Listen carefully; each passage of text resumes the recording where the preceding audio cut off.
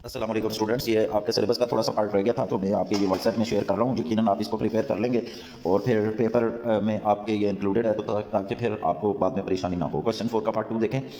f is equal to 13253749511 ये मैंने red colour में जो लिखा है मैं इसकी बात कर रहा हूँ। इसका उन्होंने कहा कि इन्वर्स फाइंड आउट करें तो इन्वर्स हम फाइंड करेंगे, जस्ट ऑर्डर चेंज कर देंगे। 13255374951 में ऑर्डर चेंज करें तो 3152739411 ये बनता है। आप डोमेन कैसे लिखेंगे? फर्स्ट एलिमेंट f की डोमेन लिख रहे हैं, फर्स्ट इज f उसकी डोमेन लिख रहे हैं तो फर्स्ट एलिमेंट जो है ना स्टूडेंट्स, उस हर ऑर्डर पेयर का फर्स्ट एलिमेंट लिखें। 1 2 3 4 5 1 2 3 4 5 ये लिखेंगे। इसका डोमेन सेट बनता है। डोमेन एलिमेंट कोई भी 1 2 3 4 5 में से रिपीट नहीं हुआ तो इसलिए डोमेन नॉन रिपीटेड लिखती है। ठीक है, डोमेन ऑफ f इनवर्स भी लिखेंगे। f इनवर्स की डोमेन देखें क्या है। फर्स्ट एलिमेंट से लिखेंगे 3 5 7 9 11 ये लिखेंगे और डोमेन क्या है, नॉन रिपीटेड है तो हम कह देंगे यहाँ पे कंक्लूजन, रीजन क्रिएट करेंगे और फिर कंक्लूजन ड्रॉ करेंगे। रीजन ये क्रिएट कर रहे हैं that since domain of f and f inverse are non repeated hence these two are functions. तो स्टूडेंट ये क्वेश्चन कंप्लीट हुआ। इसमें हमने बताना था फंक्शन है या नहीं है, ये पार्ट इसका कंप्लीट हो गया। अब इसके नेक्स्ट पार्ट पे आएंगे तो देखें वो है पार्ट नंबर 4। पार्ट नंबर 4 में क्या है देखें। R4 is this xy such that y square is equal to 4ax। ये पैराबोला की इक्वेशन है वेयर लिखा हुआ है साथ x greater than equal to 0 यानी x नॉन नेगेटिव। इसका इनवर्स स्टूडेंट कैसे फाइंड आउट करते हैं हम? R4 इनवर्स फाइंड आउट करेंगे xy सच दैट x और y की, ये जो y square is equal to 4ax defining equation है जो x और y के रिलेशन को डिफाइन कर रही है, y square equal to 4ax, इसमें x और y को इंटरचेंज कर दें। इंटरचेंज करेंगे तो क्या बनेगा? x square is equal to 4ay बनेगा। R4 में लिखा है x greater than equal to 0, R4 inverse में बन जाएगा y greater than equal to 0। अब आप देखें हम R4 की बात कर रहे हैं यानी गिवन की बात कर रहे हैं रिलेशन की, उसमें लिखा है y square is equal to 4ax। y square equal to 4ax में से दोनों तरफ स्क्वायर रूट लें तो y स्क्वायर का रूट कैंसिल हो जाएगा स्क्वायर से, तो y इज इक्वल टू और राइट पे रूट मौजूद रहेगा plus minus square root 4ax बन जाएगा। ठीक है, अब आप देखें स्टूडेंट अगर हम y x की एक वैल्यू पुट करते हैं, x की वैल्यू 1 पुट करते हैं, फॉर एग्जांपल x की वैल्यू अगर मैं 1 पुट करता हूँ तो क्या होगा? x की वैल्यू 1 के corresponding plus square root 4a आएगा और माइनस स्क्वायर रूट 4a आएगा, यानी y की दो वैल्यूज आएंगी। तो उसके लिए मैंने लिखा है clearly there exist two values of y corresponding to each x in R4 which makes domain repeated. इससे क्या फर्क पड़ेगा? दो वैल्यूज एग्जिस्ट करती हैं तो डोमेन रिपीट हो जाएगी। उसके लिए मैंने सबूत दिया है स्टूडेंट, अगर 1 पुट करते हैं x की वैल्यू 1 तो y की वैल्यू स्क्वायर रूट 4a आएगी और 1 की value minus square root 4a आएगी। आप ये जो प्लस माइनस वाली देखें ना, कौन सी लाइन 1 2 3 4th लाइन में जो y equal to plus minus square root 4ax लिखा है उसमें 1 पुट करके देखें तो आपको ये दो वैल्यूज ऑफ y मिलेगी।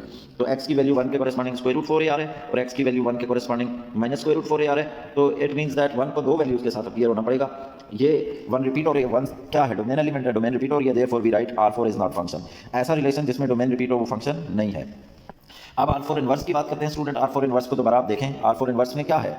xy such that x square is equal to 4ay, यहाँ से y की वैल्यू फाइंड आउट करेंगे तो 4a को x की तरफ भेजना पड़ेगा, y is equal to x square by 4a बनेगा, y square is equal to y is equal to x square by 4a बन रहा है। ठीक है, अब आप देखें यहाँ x की जो भी वैल्यू पुट करेंगे वो स्क्वायर होगी, स्क्वायर हो गया तो एक ही नंबर आएगा यानी y की एक ही वैल्यू आएगी। तो मैंने लिखा है this formula y is equal to x square by 4a confirms existence of unique y। Unique का मतलब है एक y। पहले हमने देखा दो y एग्जिस्ट करते थे, पिछले पार्ट में R4 इनवर्स में एक y एग्जिस्ट करता है यानी यूनिक y। जब यूनिक y एग्जिस्ट करेगा तो फिर डोमेन नॉन रिपीटेड होगी। मैंने ये लिख दिया है यूनिक y एग्जिस्ट करता है corresponding to each x which makes domain of R4 inverse non-repeated, domain non-repeated, such a relation whose domain is non-repeated is called function। तो conclusion ये ड्रा किया student that it is R4 inverse is a function। तो उम्मीद है student ये भी आपको समझ आ गया है। इसके बाद स्टूडेंट्स हमारे पास है क्वेश्चन 4 का पार्ट 5। इसमें क्या लिखा हुआ है देखें, R5 इसे मैंने कहा है रिलेशन नंबर 5। इसमें 5 पार्ट्स हैं, 5 रिलेशन गिवन है तो ये रिलेशन है, इसको मैंने डिनोट किया है R5 से। So x y such that x square plus y square equal to 9। वैसे तो ये सर्कल की इक्वेशन है जिसका रेडियस 3 है, 9 को 3 स्क्वायर लिख सकते हैं ना, तो वो 3 उसका रेडियस बन जाएगा। तो ये सर्कल है centred at origin of radius 3। तो इसमें लिखा हुआ है absolute x less than equal to 3, absolute y less than equal to 3। ये बेशक लिखा रहे स्टूडेंट, इससे कोई फर्क नहीं पड़ेगा। R5 इनवर्स जो है वो अगर फाइंड आउट करेंगे तो x y is equal to, अब जो इक्वेशन है ना x और y के रिलेशन जो बना रही है x square plus y square equal to 9, इस इक्वेशन में x y को इंटरचेंज कर दें तो बनेगा y square plus x square equal to 9। बाकी कंडीशंस वही रहेंगी। अब ये दोनों रिलेशन R5 और R5 इनवर्स एक दूसरे के इनवर्सेस हैं। अब आप देखें यहाँ पे मैंने दोनों में लिखा है, दोनों से अगर y स्क्वायर की वैल्यू फाइंड आउट करें तो 9 माइनस एक्स स्क्वायर बनेगा। दोनों में से y स्क्वायर की वैल्यू फाइंड करें तो 9 माइनस एक्स स्क्वायर बनेगा और फिर y की वैल्यू फाइंड करने के लिए स्क्वायर रूट लेना पड़ेगा, तो स्क्वायर रूट लेने की वजह से plus minus square root 9 minus x square बनेगा। अब स्टूडेंट्स अगर मैं x की जगह 0 पुट करता हूं तो x वाली टर्म तो गायब भी हो जाएगी बिकॉज 0 हो जाएगी, तो प्लस माइनस स्क्वायर रूट 9 आएगा। स्क्वायर रूट 9 3 होता है तो y की वैल्यू आएगी प्लस माइनस 3, यानी एक x की वैल्यू 0 के कॉरेस्पॉन्डिंग प्लस 3 भी है, 0 के कॉरेस्पॉन्डिंग माइनस 3 भी है, तो 0 को दोनों के साथ अपीयर होना पड़ेगा। इसका मतलब डोमेन रिपीट हो जाएगी। डोमेन रिपीट हो जाएगी तो ये फंक्शन नहीं होगा। तो देखिए मैंने क्या लिखा है, clearly there exist two values of y corresponding to each x which confirms domain of R5 and R5 inverse repeated, domain repeated, so both R5 and R5 inverse are not functions. तो उम्मीद है students ये भी आपको समझ आ गया होगा। आप रिपीट करके भी देख सकते हैं इन कॉन्सेप्ट्स को, फिर आप 100% ताकि गेन कर सकें। अब स्टूडेंट एक नए टॉपिक की तरफ आते हैं जो 2.7 में है।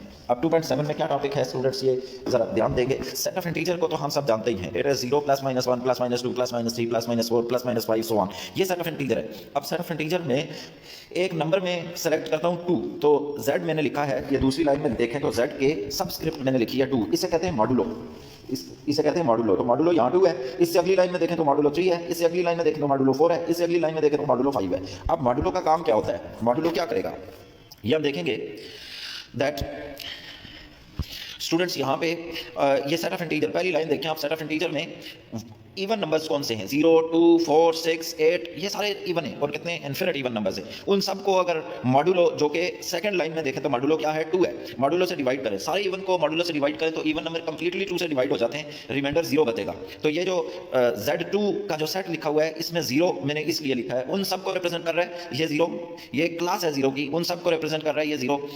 दूसरी लाइन में जो सेट के अंदर लिखा 0 देख रहे हैं बार के नीचे, वो 0 क्लास है उन सब की जिनका रिमाइंडर 0 आता है, और वो मॉडुलो 2 के लिहाज से 0 किन का रिमाइंडर आता है, जो इवन नंबर्स हैं, क्योंकि 2 उन्हें कंप्लीटली डिवाइड कर देता है। इसी तरह देखें स्टूडेंट, सारे ऑड नंबर्स जो हैं, फॉर एग्जांपल 1 3 5 7 9, कितने ऑड नंबर्स हैं इनफिनिट, उन सब का को जब 2 से डिवाइड करते हैं तो रिमाइंडर 1 आता है, रिमाइंडर 1 आएगा, उन सब की एक क्लास बन जाएगी। तो देखें मॉडुलो 2 के लिहाज से सेट ऑफ इंटीजर की 2 क्लासेस बन गई, एक जिनका रिमाइंडर 0 है, एक जिनका रिमाइंडर 1 है। मैंने एग्जांपल के तौर पे 7 को 2 से डिवाइड करके दिखा दिया इसके सामने, 7 को 2 से डिवाइड करें, 7 2 × 3 6 और 1 रिमाइंडर आएगा, तो ये 7 जो है वो 1 रिमाइंडर की क्लास में है। तो जो भी ऑड है वो किस क्लास में है, उस क्लास में जिनका रिमाइंडर 1 आता है, और जिनका रिमाइंडर 0 है यानी जो इवन नंबर्स हैं वो उनका रिमाइंडर 0 है तो वो 0 की क्लास में है। इसी तरह स्टूडेंट मॉडुलो अगर 3 रखेंगे तो जो 3 से डिविजिबल है, 3 के टेबल वाले हैं, उन सब का वो सारे कंप्लीटली 3 से डिविजिबल है तो उनका रिमाइंडर 0 आएगा। तो मॉडुलो 3 के लिहाज से 0 की क्लास में कौन शामिल है, जो 3 के टेबल में, 3 6 9 12 15 18, ये सारे इनका रिमाइंडर 3 से डिवाइड करने पे क्या आता है, 0, तो ये सब 0 की क्लास में है। फिर आप देखें 4 को 3 से डिवाइड करें तो रिमाइंडर 1 आता है, 7 को 3 से डिवाइड करें रिमाइंडर 1 आता है, 10 को 3 से डिवाइड करें रिमाइंडर 1 आता है। तो ये 4 7 10 13 16 इन सब का रिमाइंडर 1 है तो ये 1 की क्लास में। इसी तरह अगर सेट ऑफ इंटीजर्स में से उनको डिवाइड करें नंबर्स, जैसे 5 है, 5 को डिवाइड करें 3 से, 5 को 3 से डिवाइड करें तो 2 रिमाइंडर आता है। आप डिवाइड करके देखें, 5 को 3 से डिवाइड करेंगे तो 3 × 1 3, और 5 में से 3 माइनस होगा तो रिमाइंडर 2 बाकी बचेगा। तो 2 के रिमाइंडर्स वाली जो क्लास है ना वो है 3 मॉडुलो के लिहाज से, वो है 5 8 11 14, इन सब को 3 से डिवाइड करें तो 2 रिमाइंडर आता है। आप इनको चेक भी कर सकते हैं। तो Z3 की क्लास ये है, इसी तरह Z4 की क्लास, इसी तरह Z5 की क्लास। तो मॉडुलो 2 भी हो सकता है, 3 भी हो सकता है, 4 5 अप टू 1, जो जितना भी मॉडुलो रखना चाहते हैं आप वो मॉडुलो रखें। और जो उससे सेट बनेगा रेजिड्यू क्लासेस का सेट उसे कहते हैं, उसमें एलिमेंट्स की तादाद मॉडुलो से कम होगी, यानी आप Z2 का सेट देखें तो उसमें 2 एलिमेंट हैं, 0 1, उससे छोटे, मॉडुलो से छोटे एलिमेंट उसमें मौजूद हैं। इसी तरह Z3 का सेट देखें, Z3 तो उसमें मॉडुलो 3 है तो एलिमेंट उसमें 0 1 2 है, यानी 3 से लेस। इसी तरह Z4 में क्या होंगे, 0 1 2 3 4, 0 1 2 3, और Z5 में क्या है, 0 1 2 3 4, यानी 5 मॉडुलो से लेस तक। इसी तरह Z6 भी हो सकता है एंड सो ऑन। अब स्टूडेंट्स एक क्वेश्चन सॉल्व हुआ है 2.7 एक्सरसाइज का। 2.7 एक्सरसाइज का ये वाला क्वेश्चन है, इसमें उन्होंने कहा है कि आप साबित करें कि यहाँ रेजिड्यू क्लासेस की मल्टीप्लिकेशन हो रही है। वैसे तो उन्होंने ऑपरेशन जो लिखा है वो स्टैटिक लिखा है, स्टैटिक ऑपरेशन लिखा है, और उन्होंने कहा है कि आप ये साबित करें कि ये रेजिड्यू क्लासेस की मल्टीप्लिकेशन है। तो हम टेबल ये गिवन है बुक में, क्वेश्चन में टेबल गिवन है, तो हम ऐसे करते हैं 2-3 सबूत इधर पेश करते हैं कि देखें ये क्या हो रहा है यहाँ पे। वो एक रीजनिंग क्रिएट करने के लिए हमने टेबल से ही एग्जांपल उठाई है। देखें 2 को और 4 को ऑपरेट किया है, स्टैटिक लिखा है इनके दरमियान।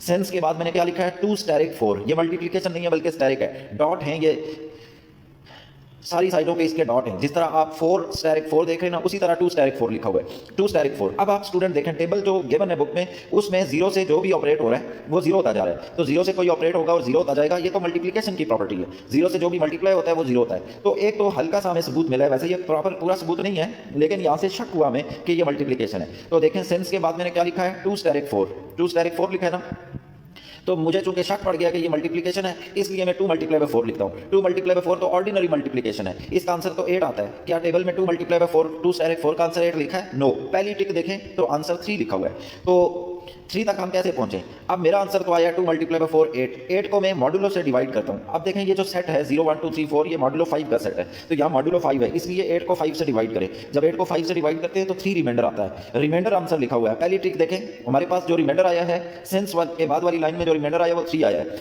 और टेबल में देखें तो 3 आंसर लिखा हुआ है, 2 और 4 को ऑपरेट करके उन्होंने 3 आंसर लिखा है। तो हमने सेंस के बाद 2 और 4 को ऑपरेट किया और हम 3 तक पहुंचे। 3 क्या चीज़ है? रिमाइंडर। वही हमें टेबल में आंसर लिखा नजर आ रहा है। अब हम ऐसे करते हैं 3 और 4 का आंसर देखते हैं जरा क्या है।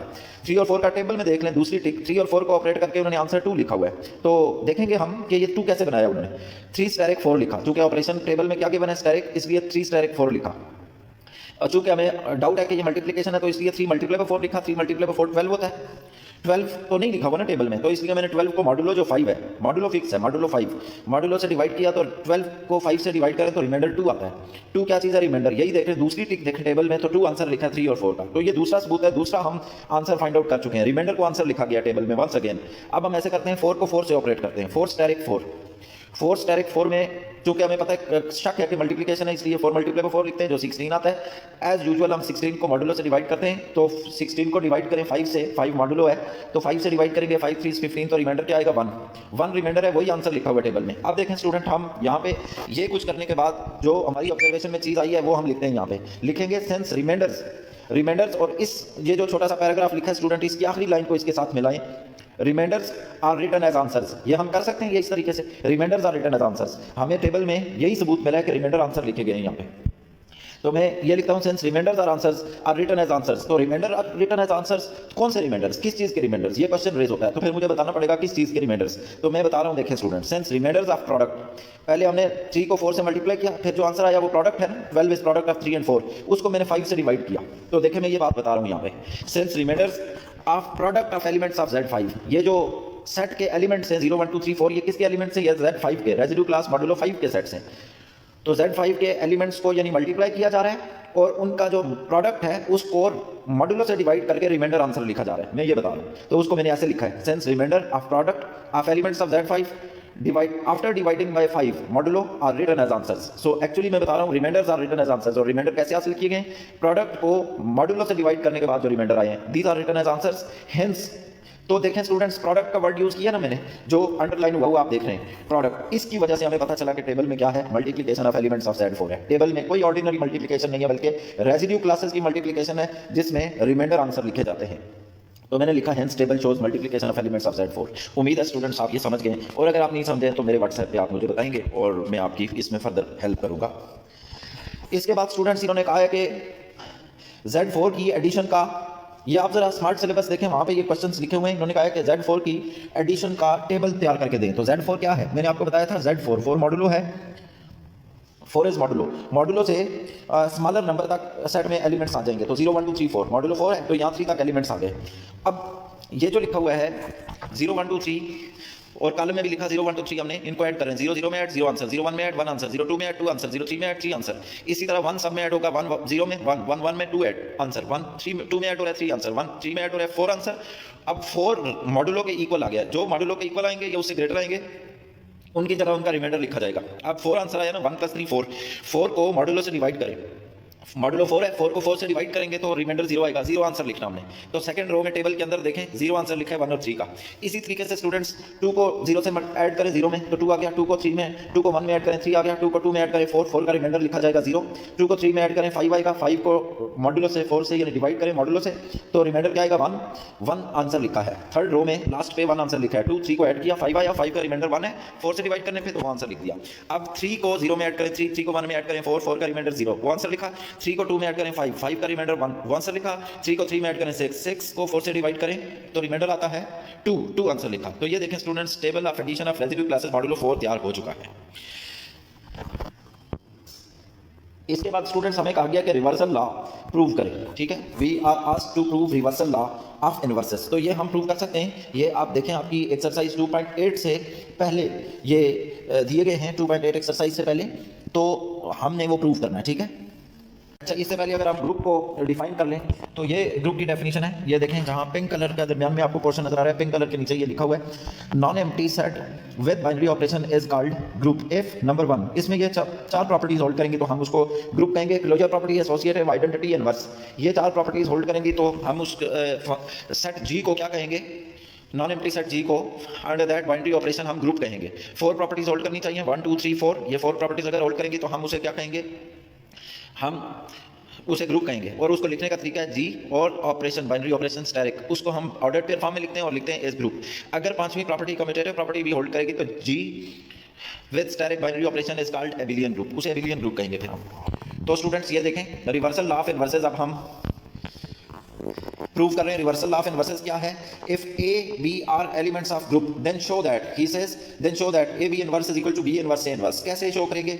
देखें ए बी एलिमेंट है और बी इनवर्स ए इनवर्स उसका इनवर्स है। ए बी अगर एलिमेंट है उसका इनवर्स कौन है? बी इनवर्स ए इनवर्स, ये हमने प्रूव करना है। ए बी चूंकि एलिमेंट है और बी इनवर्स ए इनवर्स उसका इनवर्स है, ये अगर सच है तो इन दोनों को साथ साथ रखें और ये ऑपरेट होंगे आपस में, और अगर ये दोनों मिलके आइडेंटिटी जनरेट कर देते हैं तो ये बात सच है स्टूडेंट्स कि ये दोनों एक दूसरे के इनवर्सेस हैं। तो हम क्या करते हैं, ए बी को बी इनवर्स ए इनवर्स के साथ प्रोडक्ट में लिख देते हैं। उसके बाद हम क्या करेंगे, ब्रैकेट शिफ्ट कर दें। ब्रैकेट सिर्फ बी और बी इनवर्स प्रूफ वाली पहली लाइन देखें आप, ब्रैकेट शिफ्ट कर दिए राइट हैंड साइड पे, बी बी इनवर्स के अराउंड ब्रैकेट लगा दिए। अब ब्रैकेट का शिफ्ट हमें कौन अलाउ करता है? एसोसिएटिव प्रॉपर्टी अलाउ करती है कि आप ब्रैकेट शिफ्ट कर दें।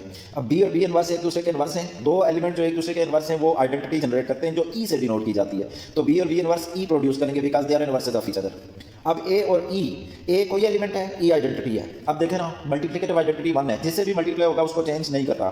तो ए के साथ ई यानी आइडेंटिटी मल्टीप्लाई होगी तो ए को चेंज नहीं करेगी, ए आंसर आएगा। तो थर्ड लाइन में मैंने ए लिखा है, ए और ई का आंसर ई लिखा है, ए और ई का आंसर ए आता है, फॉर ऑल ए यानी हमेशा ए ही आता है।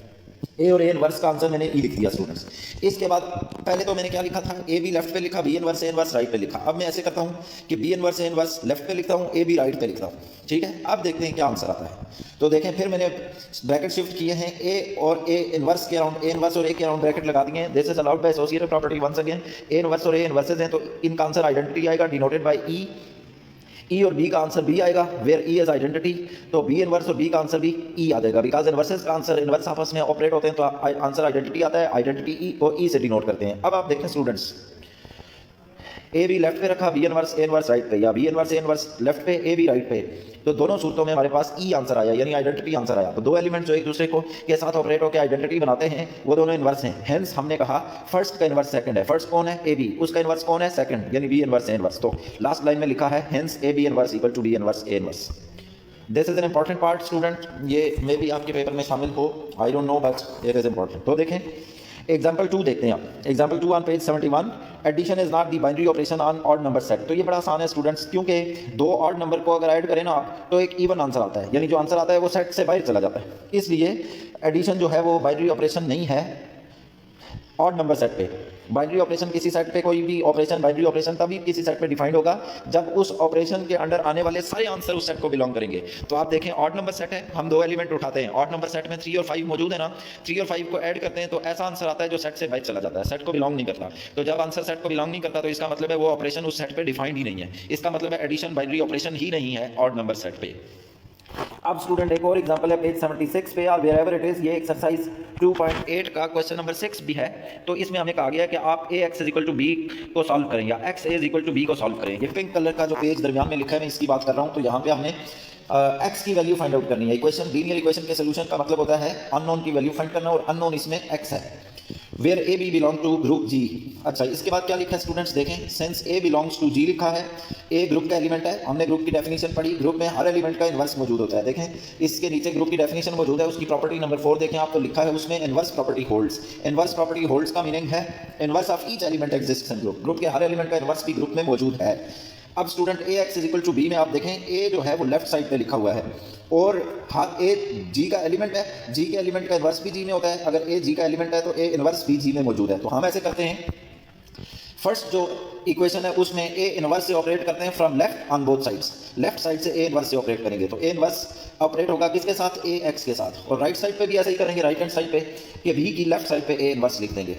देखें दोनों राइट हैंड साइड और लेफ्ट हैंड साइड पे हमने क्या किया है, लेफ्ट साइड से ए इनवर्स को ऑपरेट किया है। अब ए इनवर्स और ए मिलके ई बना देंगे यानी आइडेंटिटी, क्योंकि इनवर्सेस है, इनवर्सेस का आंसर आइडेंटिटी आता है, ई इनटू एक्स आ जाएगा, और राइट साइड पे ए इनवर्स बी ही रहेगा। अब ई किसी से भी आइडेंटिटी किसी से भी ऑपरेट हो तो वही एलिमेंट आंसर आता है। यहाँ आइडेंटिटी जो ई है वो एक्स से ऑपरेट हो रहा है तो एक्स आंसर आ जाएगा, और राइट हैंड साइड पे ए इनवर्स बी बनेगा। ठीक है, सो एक्स का सोल्यूशन आ गया, x is equal to x की वैल्यू आ गई, a inverse b, this is solution of this equation. इसी तरीके से देखें स्टूडेंट्स, जो दूसरी हमारे पास इक्वेशन है वो x a is equal to b है। X a is equal to b में ए राइट साइड पे है एक्स के, इसलिए हम ए इनवर्स से ऑपरेट करेंगे from right on both sides, दोनों तरफ से हम ऑपरेट करेंगे ए इनवर्स से। तो एक्स ए लिखा हुआ है और ए इनवर्स राइट साइड पे लिखते हैं, बी की भी राइट साइड पे लिखेंगे, एक्स ए की भी राइट साइड पे लिखेंगे। अब ए और ए इनवर्स इकट्ठे आ गए, ए इनवर्स आइडेंटिटी जनरेट करेंगे जिसको ई से डिनोट करते हैं, equal to b a inverse बनेगा। एक्स और ई का आंसर एक्स और ई का आंसर एक्स आएगा, क्योंकि ई जिससे भी ऑपरेट होता है, आइडेंटिटी जिससे भी ऑपरेट होता है उसे चेंज नहीं करेगा। सो आइडेंटिटी ई एक्स से ऑपरेट होकर एक्स को चेंज नहीं करेगा, एक्स ही रहेगा और equal to b a inverse आ गया। तो ये इसका सोल्यूशन भी हमें पता चल गया स्टूडेंट्स। अब हमने ग्रुप को तो डिफाइन कर लिया है स्टूडेंट्स, ग्रुप को तो डिफाइन कर लिया हमने। और ये अब क्वेश्चन 2.8 एक्सरसाइज का ये क्वेश्चन नंबर 5 है, 2.8 एक्सरसाइज का क्वेश्चन 5। इसमें हमने क्या करना है, इसमें हमने ये जो सेट जी है जिसमें एलिमेंट्स है 1 ओमेगा ओमेगा स्क्वायर, इसको एबिलियन ग्रुप प्रूव करना है। एबिलियन ग्रुप क्या होता है स्टूडेंट्स, 5 प्रॉपर्टीज वाला सेट होता है। ऐसा सेट जिसमें 5 प्रॉपर्टीज होल्ड करेंगी, उस सेट को हम एबिलियन ग्रुप कहते हैं। तो देखें स्टूडेंट्स, मैं इसको एक्सप्लेन करता हूँ। हर प्रॉपर्टी हमने यहाँ वेरीफाई करनी होगी, प्रूव करनी होगी दैट वो होल्ड करती है इस सेट में। देखें पहली बात तो ये नॉन एम्प्टी सेट है और दूसरा इस पर बाइनरी ऑपरेशन होना चाहिए, तो फिर उसको हम ग्रुप प्रूव कर सकते हैं, या वो ग्रुप होगा या नहीं होगा। ग्रुप होने के लिए क्या चाहिए, 4 प्रॉपर्टीज सेटिस्फाई करनी चाहिए, क्लोजर, एसोसिएटिव, आइडेंटिटी, इनवर्स। हम कैसे साबित करेंगे कि ये प्रॉपर्टीज होल्ड करती हैं स्टूडेंट्स, ये क्वेश्चन आपके पेपर में शामिल हो सकता है, ठीक है। तो आप बहुत ही एहतियात से, एंथुजियाज्म के साथ इसको प्रिपेयर करें, ऐसे कि ये पेपर में मौजूद है। आई डोंट नो वेदर, पेपर तो मैंने बनाई नहीं है, मैं कैसे कह सकता हूँ पेपर में मौजूद है, बट एक ही क्वेश्चन 2.8 एक्सरसाइज का इंक्लूडेड है, तो ये इसकी इंपॉर्टेंस बहुत ज़्यादा है। अब देखें क्वेश्चन नंबर 5 लिखा है, to prove g is equal to 1 omega omega square as an abelian group, this we have to prove. हम क्या करते हैं, इसका टेबल बनाते हैं। टेबल में एलिमेंट्स लिखें, टॉप रो पे आपने 1 ओमेगा ओमेगा स्क्वायर लिखा और लेफ्ट साइड पे कॉलम में मल्टीप्लिकेशन के बिलो भी 1 ओमेगा ओमेगा स्क्वायर लिखा। अब आप स्टूडेंट्स देखें, इनको मल्टीप्लाई करते हैं। ये टेबल का फायदा ये होता है कि ये सारे पॉसिबल आंसर आपके सामने रख देता है। 1 multiply by 1 1 multiply by omega omega 1 multiply by omega square. Similarly omega multiply by 1 omega omega multiply by omega omega square, omega multiply by omega square omega cube आएगा जो 1 बन जाता है। Omega square multiply by 1 omega square multiply by omega omega cube 1 बन जाएगा, और omega square में एक ओमेगा 4 को मैंने सिंपलीफाई कर दिया, दैट सिंपलीफाइज इनटू ओमेगा। अब देखें स्टूडेंट्स, पहले हम क्लोजर प्रॉपर्टी वेरीफाई करेंगे। कैसे वेरीफाई करेंगे, it is clear from table लिखते हैं। क्लोजर प्रॉपर्टी हमेशा सारी प्रॉपर्टीज को ही हम कोशिश करते हैं टेबल से ही रेफर करें, लेकिन क्लोजर खास तौर पे टेबल से रेफर होती है। टेबल हमें सारे आंसर बताता है, सारे आंसर सेट को बिलोंग करते हैं, इसलिए क्लोजर प्रॉपर्टी होल्ड्स। ये लिखेंगे कैसे, आप देखें जो आंसर आए हैं हमारे पास, कितने आंसर्स हैं टेबल के अंदर देखें तो आपके पास 3 6 9 पॉसिबल आंसर्स हैं और सब के सब सेट को बिलोंग करते हैं जी को। तो मैंने ये लिख दिया, it is clear from table that for all a b, हर 2 एलिमेंट ए बी के जो जी से लिए गए हैं उनका प्रोडक्ट भी जी में है। देखें क्या लिखा है, for all a b belong to G, a b belong to G, यानी हर 2 एलिमेंट का प्रोडक्ट भी जी में है। ये टेबल से हमें गवाही मिल रही है, it is clear from table, therefore हम कहते हैं क्लोजर प्रॉपर्टी होल्ड्स। यकीनन स्टूडेंट आपको कोई ऐसा आंसर नहीं नजर आ रहा जो सेट से बाहर हो, सेट को बिलोंग करता है, उसको लिखने का तरीका ये है, for all a b belong to G, a b belong to G, हर 2 का प्रोडक्ट भी जी को बिलोंग करता है, इसका मतलब है क्लोजर प्रॉपर्टी होल्ड्स। नंबर 2 देखें, एसोसिएटिव प्रॉपर्टी है। अच्छा, क्लोजर प्रॉपर्टी होल्ड करेगी तो हम ऐसे सेट को जिसमें क्लोजर प्रॉपर्टी होल्ड करती है उस सेट को ग्रुपॉइड कहते हैं, ठीक है। नंबर 2 देखें, एसोसिएटिव प्रॉपर्टी, तो इसके बारे में क्या लिखना है, sense operation is ordinary operation. ये गिवन है, ये स्टेटमेंट ऑर्डिनरी ऑपरेशन है, sense operation is ordinary operation which is always associative. Ordinary multiplication जो है ना, वो हमेशा ही, ऑर्डिनरी मल्टीप्लिकेशन क्या है, 2 multiply by 3 is equal to 6, 2 multiply by 3 is equal to 6 वाली मल्टीप्लिकेशन को ऑर्डिनरी मल्टीप्लिकेशन कहते हैं। इसके अलावा भी हम देख के आए रेसिड्यू क्लासेस की मल्टीप्लिकेशन, जाहिर है वो ऑर्डिनरी मल्टीप्लिकेशन नहीं है, क्योंकि उसने 4 मल्टीप्लाई बाय 4 का आंसर 1 लिखा है, 3 मल्टीप्लाई बाय 4 का आंसर 2 लिखा हुआ है, इस तरीके से वो जाहिर ऑर्डिनरी नहीं है, वो रेसिड्यू क्लासेस की मल्टीप्लिकेशन है। But 2 multiply by 3 is ordinary multiplication, जो नंबर्स की मल्टीप्लिकेशन होती है वो ऑर्डिनरी मल्टीप्लिकेशन है। तो यहाँ ऑपरेशन जो कि गिवन है ऑर्डिनरी मल्टीप्लिकेशन है और वो हमेशा एसोसिएटिव होता है, तो यहाँ भी एसोसिएटिव प्रॉपर्टी होल्ड करेगी क्योंकि यहाँ भी ऑपरेशन ऑर्डिनरी मल्टीप्लिकेशन है, ठीक है। नंबर 3 देखें स्टूडेंट्स, 2 प्रॉपर्टीज होल्ड करें तो हम सेट को सेमी ग्रुप कहते हैं। ऐसा सेट जिसमें 2 प्रॉपर्टीज क्लोजर और एसोसिएटिव होल्ड करें उसे सेमी ग्रुप कहते हैं। नंबर 3 देखें, आइडेंटिटी तलाश करते हैं, ऐसा एलिमेंट जो दूसरों से ऑपरेट हो और उन्हें चेंज ना करे। पहली रो देखें आप टेबल के अंदर की, 1 मल्टीप्लाई हो रहा है 1 से तो 1 आंसर, 1 ओमेगा से ओमेगा आंसर, 1 ओमेगा स्क्वायर से ओमेगा स्क्वायर आंसर, इसका मतलब है 1 जिससे भी मल्टीप्लाई होगा वही आंसर आएगा। तो ऐसा एलिमेंट आइडेंटिटी है, तो मैंने ये लिख दिया है 1 belongs to G acts as identity element. मुझे इसका सबूत देना पड़ेगा, एक्ट्स एज आइडेंटिटी का मीनिंग क्या है बताना पड़ेगा, तो मैं दैट इज के साथ लिखता हूं, for all a belong to G, यानी हर एलिमेंट जी के साथ इसका ये रिलेशन है। 1 को अगर ए से मल्टीप्लाई करते हैं, ए को अगर 1 से मल्टीप्लाई करते हैं तो ए ही आंसर आता है, 1 उसे चेंज नहीं करता। तो जो एलिमेंट दूसरे को चेंज नहीं करता वो क्या है, आइडेंटिटी। तो इस केस में जाहिर है ऑपरेशन मल्टीप्लिकेशन है तो मल्टीप्लिकेटिव आइडेंटिटी 1 ही होती है। वैसे भी 1 को टेबल से हमें पता चल रहा है जैसे ऑपरेट हो रहा है उसे चेंज नहीं कर रहा, तो 1 मल्टीप्लिकेटिव आइडेंटिटी है। नंबर 4 देखें स्टूडेंट्स इनवर्स प्रॉपर्टी। अब आप देखें 3 प्रॉपर्टीज होल्ड करेंगे, क्लोजर होल्ड करेगी तो ग्रुपॉइड कहेंगे, क्लोजर सेमी ग्रुप 2 होल्ड करेंगी तो सेमी ग्रुप कहेंगे, क्लोजर एसोसिएटिव आइडेंटिटी 3 होल्ड करेंगे तो मोनोइड कहेंगे। 2.8 से पहले आप ये डेफिनेशंस देख सकते हैं, तो मोनोइड है, ये मोनोइड तो बन गया। फोर्थ प्रॉपर्टी देखें इनवर्स प्रॉपर्टी है, इसकी बात कैसे करेंगे। अब आप देखें स्टूडेंट्स जो दो एलिमेंट मिलकर एक आइडेंटिटी जनरेट कर रहे हैं वो दोनों एक दूसरे का इनवर्स है। आइडेंटिटी क्या है, 1 आंसर किस का आ रहा है, 1 और 1 का आंसर 1 आ रहा है, ओमेगा और ओमेगा स्क्वायर का आंसर 1 आ रहा है, ओमेगा स्क्वायर और ओमेगा का आंसर 1 आ रहा है। तो जिन दो का आंसर 1 आ रहा है, जिन दो का आंसर आइडेंटिटी आ रहा है, उन दो को हम इन्वर्सेस कहेंगे। तो देखें मैंने ये लिखा है सेंस 1 into 1 1 into 1 = 1, 1 और 1 का आंसर आइडेंटिटी आ रहा है, ओमेगा और ओमेगा स्क्वायर का आंसर आइडेंटिटी आ रहा है, तो मैंने यहाँ लिखा इनवर्स ऑफ 1 is 1, राइट। उसके बाद लिखा है inverse of omega square is omega, चूंकि ये दो मिलकर आइडेंटिटी बनाते हैं इसलिए दोनों एक दूसरे का इनवर्स हैं। Inverse of omega is omega square. तो देखें इस सेट के 3 एलिमेंट्स हैं, तीनों एलिमेंट्स का इनवर्स भी सेट के अंदर एग्जिस्ट करता है, इसलिए मैंने कह दिया इनवर्स प्रॉपर्टी होल्ड्स। देखें स्टूडेंट्स एक प्रॉपर्टी होल्ड करेगी क्लोजर तो ग्रुपॉइड, क्लोजर एसोसिएटिव होल्ड करेंगी तो semigroup, closure associative identity hold करेंगी तो मोनोइड, क्लोजर एसोसिएटिव आइडेंटिटी और इनवर्स होल्ड करेंगे तो group. Now it is group, right. अब पांचवी प्रॉपर्टी देखते हैं, तो commutative property since operation is ordinary multiplication. O M मैंने लिखा है, O stands for ordinary, M for multiplication, ordinary multiplication है। ऑर्डिनरी मल्टीप्लिकेशन हमेशा कम्यूटेटिव होती है, यानी 2 × 3 का आंसर सेम है जैसे 3 × 2। ऑर्डिनरी मल्टीप्लिकेशन हमेशा कम्यूटेटिव है, तो यहाँ भी ऑर्डिनरी मल्टीप्लिकेशन है, यहाँ भी कम्यूटेटिव प्रॉपर्टी होल्ड करती है। 5 प्रॉपर्टीज होल्ड करेंगी तो ऐसे सेट को एबिलियन ग्रुप कहेंगे। G with respect to multiplication is abelian group, this is our conclusion. अगर इसमें स्टूडेंट्स आप समझते हैं कुछ भी कमी है, कोई भी प्रॉब्लम है, आप ज़रूर मुझसे डिस्कस कर लें। और ये प्रिपेयर लाजमी कीजिएगा, बिकॉज ये शायद आपकी रेगुलर क्लासेस में इनमें से कुछ पार्ट तो हुआ है, सारा नहीं हो सका। तो ये आपको आज ही आपकी क्लासेस एंड हुई हैं, आज ही मैं ये वीडियो लेक्चर आपको प्रोवाइड कर रहा हूँ, तो ये प्रिपेयर कर लीजिएगा और पेपर में बहुत अच्छी प्रिपरेशन के साथ जाएँ। अल्लाह हाफिज़।